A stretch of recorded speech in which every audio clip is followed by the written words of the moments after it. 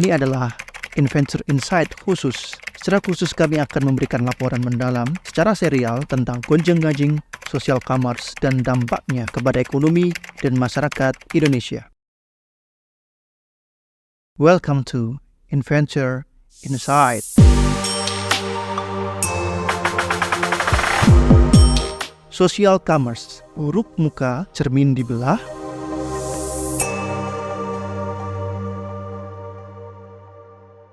Ribut karena pasar tutup. Beberapa bulan terakhir, masyarakat Indonesia dihebohkan berita sepinya pasar Tanah Abang karena kalah bersaing dengan pedagang yang melakukan live shopping di toko online. Bahkan, Presiden Jokowi pun sempat ikut berkomentar atas fenomena ini. Maklum, siapa tak kenal pasar Tanah Abang? Pasar ini adalah tempat pusaran uang yang demikian besar. Tilik data berikut. Asosiasi Perstektilan Indonesia mencatat sebanyak 40% total produksi tekstil nasional dipasarkan di Tanah Abang. Dengan nilai perdagangan mencapai 3,04 miliar US dollar atau sekitar 30 triliun rupiah per tahun. Dalam situasi normal, luar biasa bukan? Tapi itu dulu. Kini setelah sempat berdenyut pasca Covid, pasar Tanah Abang kembali lesu darah.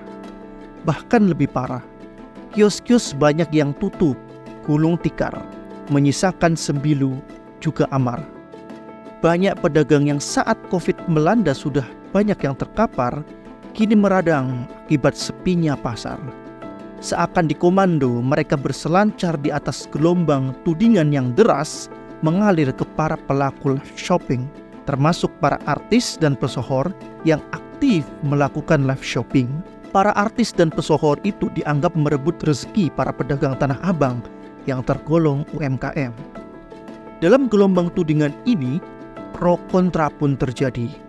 Tak sedikit dan masyarakat meminta pemerintah secepat mungkin mengatur live shopping di sejumlah platform termasuk sosial media semacam TikTok. Tak sedikit pula yang menuntut platform semacam ini ditutup. Tapi di tempat berseberangan, tak sedikit pula yang membela fenomena live shopping. Alasannya, ini merupakan teknologi yang tak bisa dilawan. Kepiawaian, beradaptasilah yang menjadi kuncinya.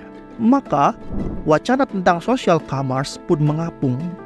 Dan entah kebetulan atau tidak, kondisi ini sejalan dengan upaya pemerintah yang tengah gencar mengatur social commerce, khususnya TikTok Shop, dan menghadang rencana S-TikTok yang sebelumnya santer terdengar.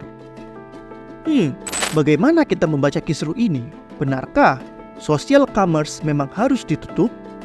Dan bagaimana sebaiknya pelaku bisnis menyikapinya? Pengertian social commerce. Sebelum membahas lebih lanjut, yuk kita dudukkan dulu istilah yang sedang ramai tersebut. Paling mendasar untuk dipahami adalah apa bedanya sih social commerce dan e-commerce? Secara umum, e-commerce merujuk pada platform online baik marketplace, situs web, dan aplikasi pengecer yang didedikasikan untuk menjadi tempat jual beli produk.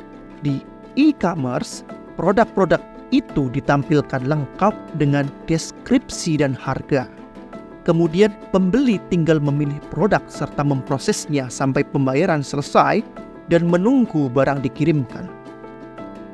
Sementara itu, social commerce merujuk kepada aktivitas jual beli di platform media sosial. Seorang pedagang bisa memanfaatkan medsos yang digunakannya untuk menjajakan produk, lalu berinteraksi dengan pihak pembeli yang tertarik.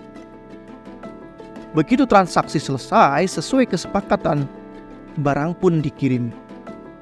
Kemudian, berdasarkan alur pemenuhan kebutuhan konsumennya, social commerce bisa dibagi menjadi dua model, yaitu social commerce langsung dan tidak langsung. Dalam social commerce langsung, penjual atau pemasok memenuhi permintaan konsumen tanpa melalui perantara atau dengan penggunaan media sosial pada umumnya. Misalnya, seorang konsumen yang ingin membeli sepatu melihat unggahan teman atau iklan mengenai sebuah toko sepatu. Konsumen tersebut kemudian langsung menghubungi penjual melalui fitur pesan pada aplikasi media sosial dan melakukan transaksi. Sementara itu, dalam social commerce tidak langsung terdapat pihak ketiga sebagai perantara, biasanya reseller, yang menghubungkan konsumen dengan pemasok. Reseller ini lazimnya menggunakan platform social commerce untuk berinteraksi dengan pemasok maupun pembeli. Tipe reseller pun berbagai macam, mulai dari partnership, dropshipper, hingga ambassador. Sudah diprediksi sebenarnya potensi social commerce untuk menyaingi perdagangan tradisional dan e-commerce sudah diteropong sejak beberapa tahun sebelumnya. Tahun 2018 terbit laporan Asia Social Commerce Report 2018. Dirilis PayPal bersama Black Box Research. Laporan ini menunjukkan Instagram dan Facebook menjadi media sosial yang paling banyak digunakan penjual di Indonesia untuk mempromosikan bisnisnya. Kedua platform ini berkembang pesat lantaran memberikan pengalaman yang berbeda dengan belanja offline. Mereka memungkinkan adanya rekomendasi dari teman atau ulasan dari konsumen lainnya, yang akhirnya mempengaruhi keputusan calon konsumen untuk membelinya. Studi dari Asia Social Commerce Report 2018 itu melibatkan 4.000 konsumen dari Tiongkok, India, Hong Kong, Singapura, Thailand, Filipina, dan Indonesia, serta 1.400 merchant UKM. Sebanyak 94% pedagang di Filipina memanfaatkan Facebook, begitu pula di Indonesia sebanyak 92%. Dan India 89%. Instagram paling banyak dipakai oleh merchant dari Indonesia, yakni 72%, Filipina 56%, dan Hong Kong 50%. Dijelaskan juga 3 alasan menggunakan media sosial semakin andalan untuk berdagang. Sebanyak 63% responden menilai platform ini lebih mudah meraih pasar potensial yang lebih luas. 57 responden menilai lebih gampang buka bisnis lewat media sosial. Dan 48% responden mengatakan platform ini dapat meningkatkan jaringan teman serta kenalan yang bisa mendorong pertumbuhan bisnis.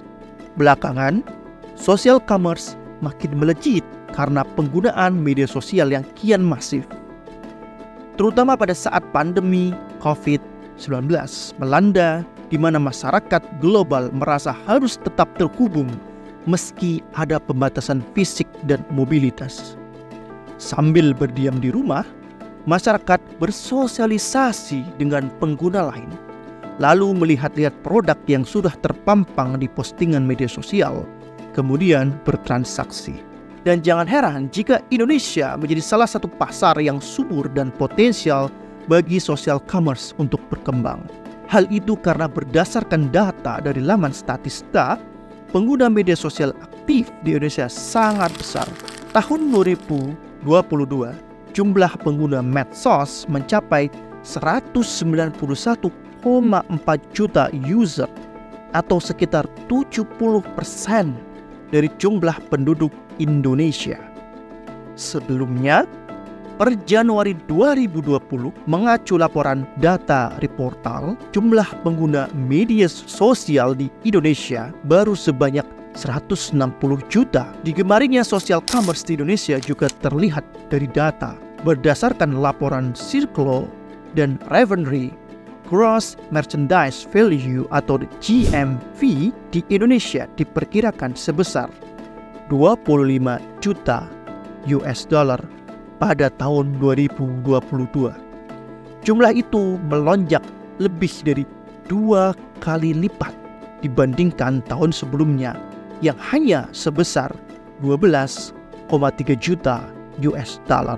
Dengan melihat fakta tersebut, tampak jelas bahwa social commerce sejatinya bukan barang baru, sejalan dengan makin banyaknya orang yang menggunakan medsos. Nah, bila demikian halnya, mengapa baru ribut sekarang? Potensi besar social commerce. Ada sejumlah alasan mengapa social commerce punya potensi besar untuk berkembang di Indonesia. Pertama, seperti disinggung di atas, jumlah pengguna medsos di tanah air terus melonjak. Melansir Statista pada tahun 2026, total pengguna medsos Indonesia akan mencapai 81,82% populasi.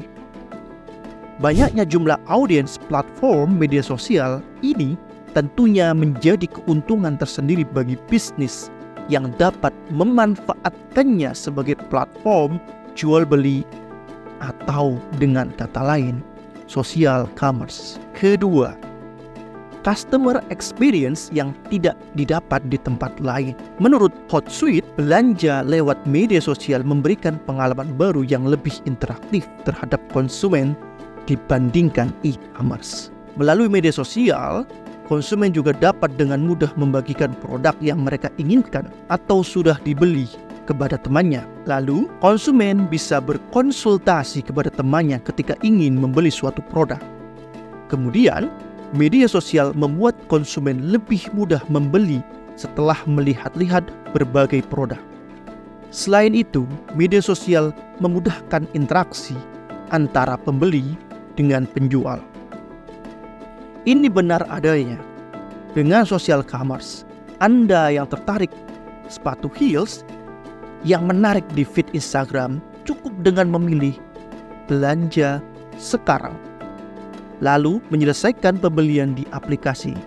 Atau melihat kaos saat menelusuri TikTok, tinggal klik beli, kemudian melanjutkan untuk menikmati TikTok. Inilah peluang berbelanja langsung di platform media sosial. Ketiga, membuat website sendiri memang menguntungkan. Tapi ada banyak hal yang perlu diperhatikan ketika berjualan melalui website milik sendiri, termasuk pengelolaan transaksi dan faktor teknis dalam berjalannya website.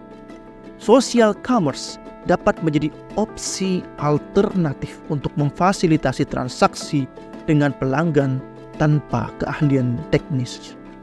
Karena bisnis dijalankan di platform media sosial yang sudah ada, maka bisnis tidak perlu lagi mengurus hal-hal teknis. Apalagi platform media sosial terkemuka seperti Facebook, Instagram, dan TikTok menawarkan tools untuk e-commerce yang didedikasikan untuk pengecer. Dengan menggunakan tools yang ada, Anda dapat membuat semacam toko digital langsung dalam platform yang bersangkutan. Dengan cara ini pula, pembeli dapat menemukan dan membeli produk tanpa harus mengunjungi situs web lain. Dengan kemudahan seperti ini, maka wajar jika social commerce menjadi potensial. Dan karena banyaknya pasar yang tutup di tengah isu akan masuknya TikTok dan kegusaran pemerintah lewat Menteri Koperasi dan UMKM serta Menteri Perdagangan, maka isu social commerce pun mengapung ke permukaan. Sesuatu yang sebelumnya tampak anteng-anteng saja. Tapi, apakah social commerce harus diberangus?